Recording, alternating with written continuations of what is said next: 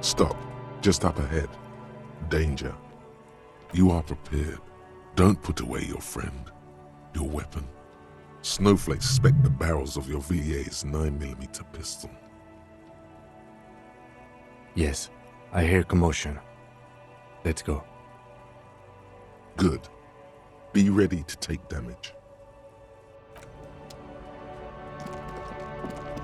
I'm all out of shits to give, loincloth. Welcome to the fucking reckoning. Put your damn gun down. People are gonna get hurt. We need to talk this through. All right? Shut up!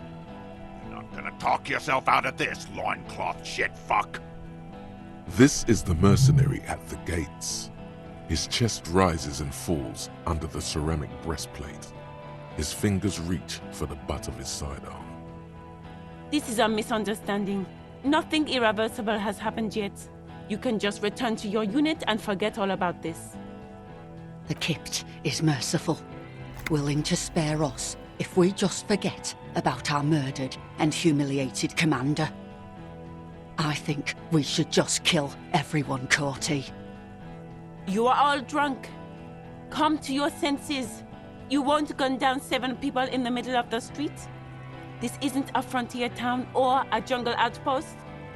Easy, Lizzie. Let me handle it. I know guys like this. I'm sure we can come to a peaceful agreement. Ain't that right, fellas? He is facing overwhelmingly superior firepower, and he knows it. Peaceful. Nest in your abdominal cavity like a little wild mouse. The masked man's words are barely intelligible, but you can hear them. Fuck, there's a third one. How did we miss something like this? This third one, he is the most dangerous of them all, heavily armed. The lieutenant is genuinely worried for his life. You should consult him before getting in there. The Mercenary Tribunal. My plan is not to get killed, but we have to intervene. If this turns into a firefight, we should take him out first. A sound strategy. He's the leader.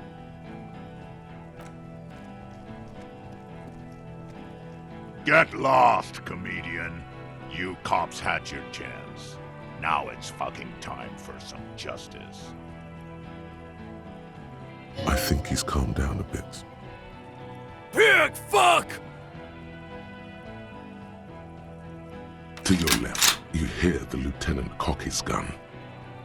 We're gonna tear right through. I don't give a shit if you're cops. No one is going to kill anyone. Let's just put the guns down and talk like civilized human beings. With a wordless gurgle, the killer loads his long rifle.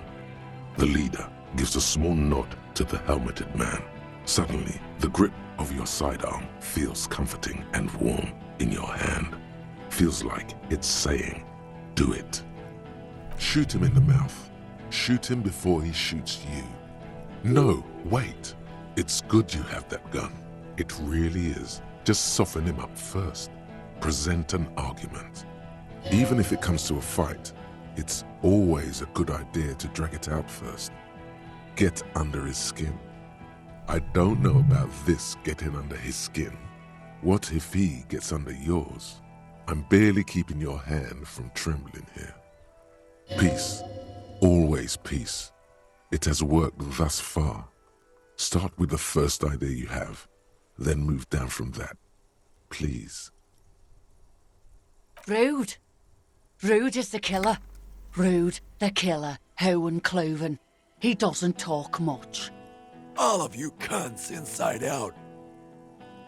Rip you open. The gunner, the raddest, the killer. What do you think he does?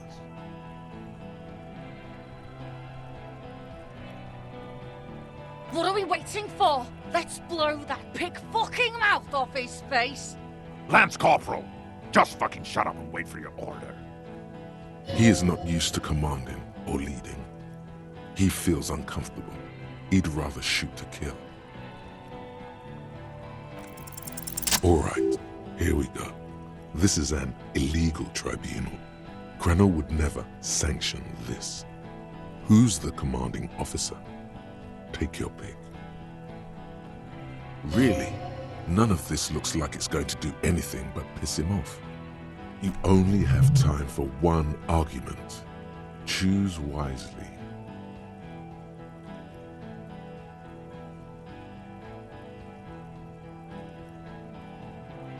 I am a Granell Major with over 15 years of live combat experience. When my colonel gets hanged by clay monkeys, I lead the platoon on a retaliation strike.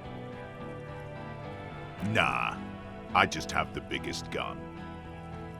Technically, the other man has the biggest gun, but we're beyond that now.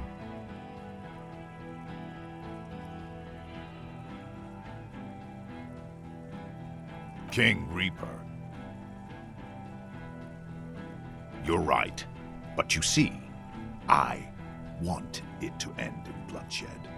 Okay, it's not much, but he's thinking about something else, and his hand is off the gun. This did something. Easy now. Tell them these men didn't do it. There's a peaceful way out. Dangerous. Ask about him first. You don't want personal facts about his dead friend coming out of your mouth. He has to start it. Yeah, I don't fucking act so well. Laylee had a hard-on for making faces for you natives. Fucking food aid shit. That shit is done now. Trigger time. Sergeant Major Raoul Cortiner, reporting in to burn this fucking mud hut to the ground. As he moves, the interlocking pieces of his armor click, softly. Click, click, click. The realization comes to you, like a picture puzzle coming together. His name is Raoul Cortiner. The dead man's name is Elise Cortiner. He's brothers with the deceased. No, probably foster brothers. Elise was put into a foster home, remember? For killing, maiming, and humiliating our commanding officer, you're all sentenced to death by lead. Baby blue, yeah. Like someone fucked up and put a baby's eyes on a grown man. It was creepy, but bitches like that shit, I guess. Or, I don't know what bitches like. I just know how to mow down cloths.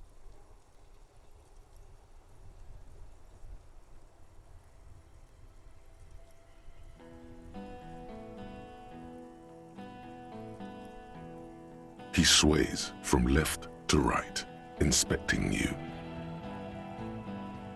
He wasn't my fucking brother. We just grew up on the same farm and got beat into place by the same sick fuck. Same fucking mud hut town, too. Okay, good.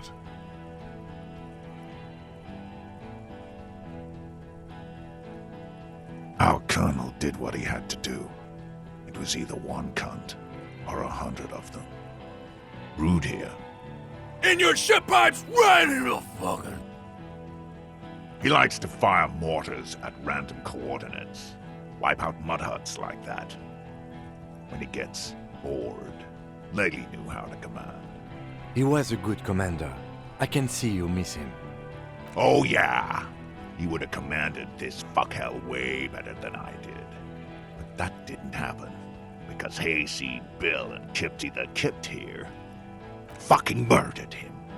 Had him stink the village up for 2 weeks after. And you folks did nothing. Listen, man. We told you we... Told us what? What did you say? Who said that? Tattoo fuck! You'll die first! Who? Laylee. We researched him. We contacted the ICP and looked at his birth records. That was in there. And other things. They fucking put Laylee in a leaf compactor, and now these cunts finished the job. It's a mindfuck, Corty. He wasn't put in a leaf compactor. They're making it up to fuck with us. Major, permission to. Open fire. We can't have that. Interfere now. Find his killer. Cop, his killer stands right there, shitting his pants, and you're standing in the way, protecting them. I know what this tactic is, Silo Sam. You're gonna die for them. Right here. Today. Big talk, but that leaf compactor won't leave his mind anytime soon. It's a small thing, but it got him off center. Yes. So what? Nah. I'm clear as day. Fucking government-ordained super soldier. Enough already! What is this? We didn't come here to fucking chat! Interrupt me again and I will execute you on the spot, Lance Corporal. Now, you got them both off-piste. He's foaming mad at her.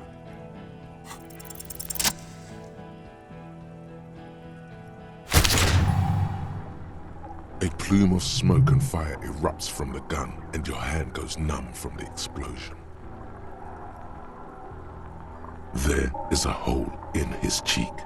Blood gushes out as he stumbles backward, eyes filled with rage and disbelief, gurgling, muttering something unintelligible. To your right, the killer raises his rifle and takes aim at you. His moves are steady, but the long barrel of the rifle sways slowly.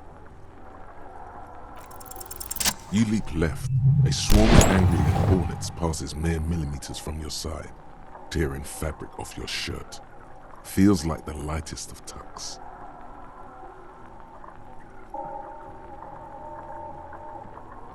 The man tilts his head, trying to see through the clearing smoke for the next shot. Watch out. To your left, DePaul is about to take a shot too, at Kim. God, please. He's aiming for the eye slot in Rude's helmet. An extremely difficult shot. 2 shots ring at once. One from the lieutenant's pistol, and the other from DePaul's. It's aimed at the lieutenant, but it misses. You hear a scream behind you. Blood gushes from the helmet's eye sockets as Rude staggers back, disoriented. The sounds coming from his helmet are not human. An unbelievable shot from the lieutenant. Glenn, dying in a puddle of blood behind you. His mangled torso has 2 gunshot wounds. Blood gushes out of them like red geysers. Oh God, watch out. You see 2 crazed eyes stare at you through all the smoke and the panic. With blood gushing from his face, the man raises his pistol at you. Then he squeezes the trigger. The look of vengeance, framed in blood, lips shaking. This is the last thing he'll do on Earth. But he will do it. He is your end.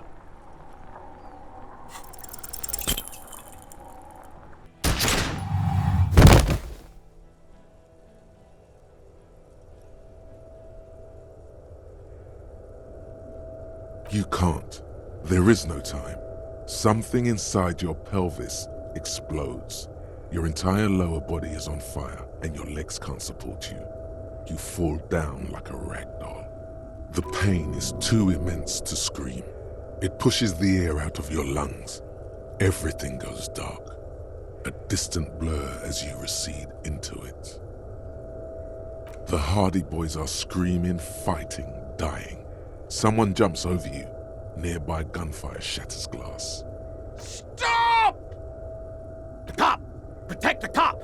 He's down! Feels slick and warm with blood. The pain is too strong to know what has happened there. Even clutching to your consciousness takes everything you got.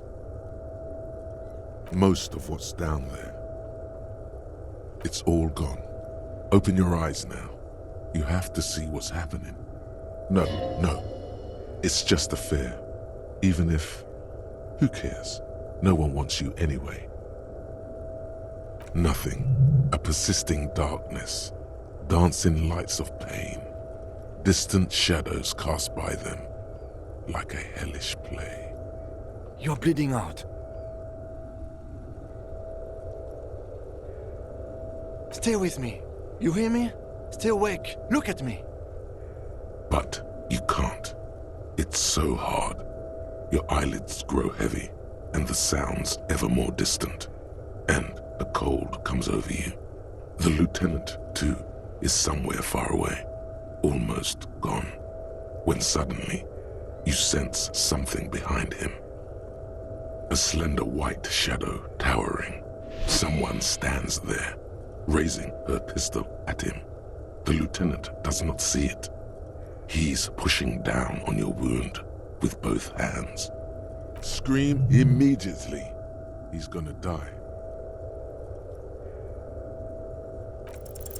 No, you say, and hand out your firearm to him.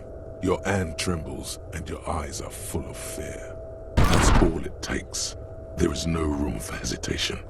The lieutenant moves like a spring unloaded. He grabs the gun from your bloody hand and fires behind him. You hear a faint scream, a woman's. Then the sound disappears, like someone pressed stop on the tape. The woman is gone. So is Kim. Then the whole world. This is death. One more door, baby. One more door.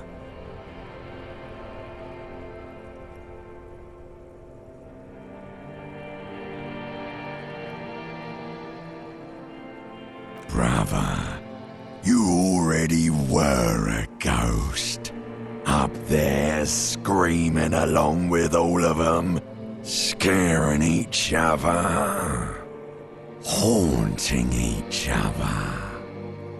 It's the living who are ghosts.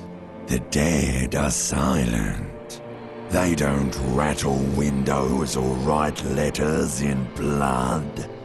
The living do. Leave them behind. Rest. The fight? There is no fight. The fight is over. It was lost 1,000 years ago. You have laid here forever. Keep falling deeper. Take the door. He's not taking it. His body is not taking it. Oh God, no. He's not disintegrating. He's swelling up instead. Over the hours, hurting, moaning in his sleep, and rotting, and being disinfected, and smelling of drugs, and feeling saliva in his mouth, drifting in painkillers, thrashing in his bone sleep. He can't go. Not before the case is solved. There is a radio in the distance. A radio of the world. Playing sounds. Good morning, Elysium. Soon you will return to the world. Hours turn to days. Soon we will get up again and go through it again. Finally we know what the infernal engine was outside. The clarion call. The engine of a Caprice Kinema. No, it was him. He is the infernal engine. Can't you see? He never stops. He only gets worse.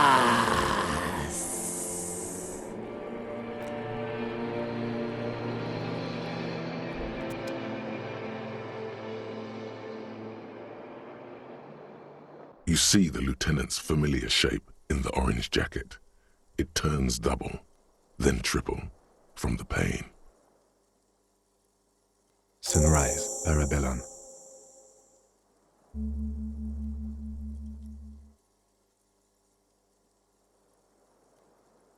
Mr. Gart cleaned it. It took him an entire day.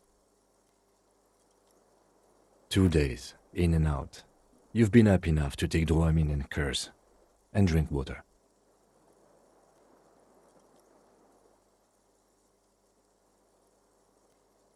Sunrise, Parabellum. Sunrise, prepare for war. It's an old revolutionary saying. Isn't that written on your... It served you well. The gates of the harbor are boarded up. The streets are a little more empty. Apocalyptic violence is yet to erupt, I am relieved to say. I think we may have held it off, for now. Barely. Yes, we have also completely failed, but that's okay.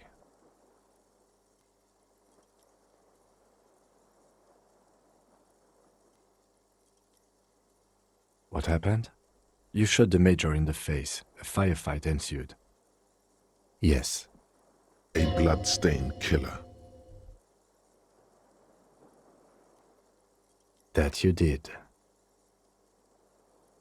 A man of his word, this killer of killers.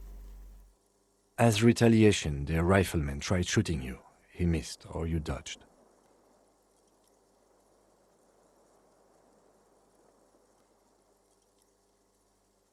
Then I shot and wounded him, while Glenn took a bullet in the spine.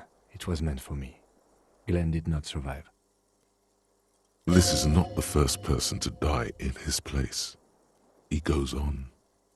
Titus, Fat Angus, and Theo charged. Angus and Theo did not make it. They both died before they made it to intensive care. Titus survives. So do Alain and the musician. I forget his name. Yes, he's still alive too. You were bleeding out. You said something, I don't know what. And you warned me. I was able to disarm Officer De Paul before she got the jump on me. Thank you. I killed her. And that's what happened. This is the one. De Paul was the last to die. Everard had their bodies returned to Crenel for a funeral. The company is yet to retaliate. Because we deterred them? Or Joyce did? Maybe the harbor in full lockdown is too costly a target.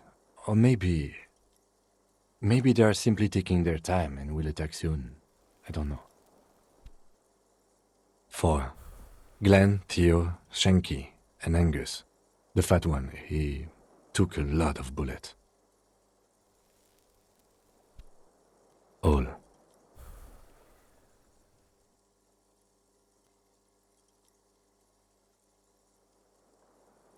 Yes, officer. 7 people are dead. It's not a success. But what's done is done. The violence is cordoned off. The Hornets did not get into the beehive. The worst scenario has not materialized. Yet. And we are still alive. Both of us. He did not expect you both to survive once you stepped between those two armies.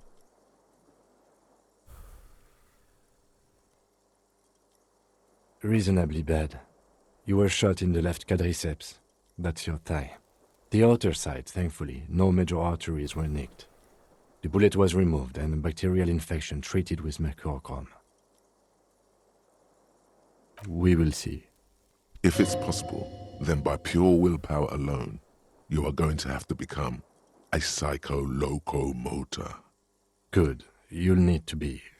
Whatever that is. Not very. I have a concussion from that woman beating me with the butt of her gun.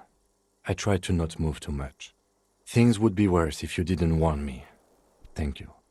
I did not see her coming. Stupid of me.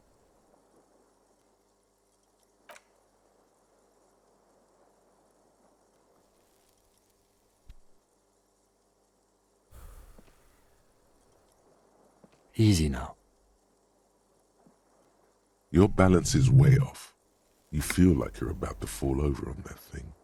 How are you? Your disco days should have been done quite a while back, officer. It's not ouch time yet. You just got the Dramamine pill an hour ago. Wait until it wears off. Dramamine? Then it's not that bad. Neither surgical nor organ damage bad, but still under the counter bad. I honestly don't know.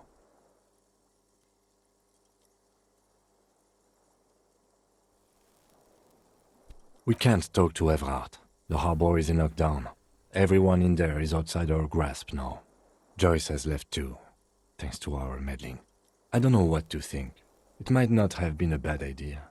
There is a pin somewhere in the machine. Something is keeping Connell from sending in a death squad. Maybe it's her. Maybe she kept her hand. Either way, Ruby's gone, and Claudia too. We really should have arrested her, you know? Oh yes, she left 20 minutes prior to the tribunal showing up. I asked Mr. Gart. Turns out it was a bad idea not to arrest her, but maybe it was a good deed that will pay off in heaven. Who would have figured? By the way, the lieutenant does not actually believe you will be spiritually reimbursed for letting her escape. You just have to live with it. That was our job to find out, wasn't it? Honestly, I just don't know. Our circle of suspects is dead and gone. It's not a circle at all. It's a ruin. Honestly, I think our investigation has not produced a single credible suspect.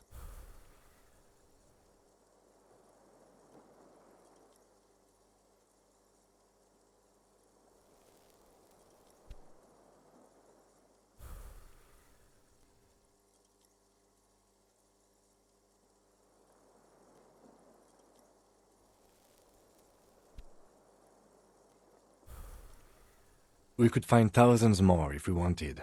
All of Revachol is full of them.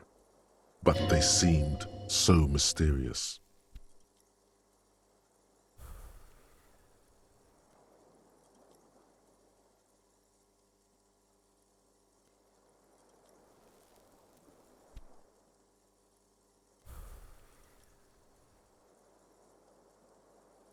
No need to be melodramatic. He arches his brow. The ceiling fan patiently spins overhead. It really is very hard. No. Are you ready to limp? Good. Where do you want to limp to? Ballistics. In Claudia's room. Do it properly. Why not? Another look at the window, perhaps? The one he was shot through. I don't know. I can't think of anything better.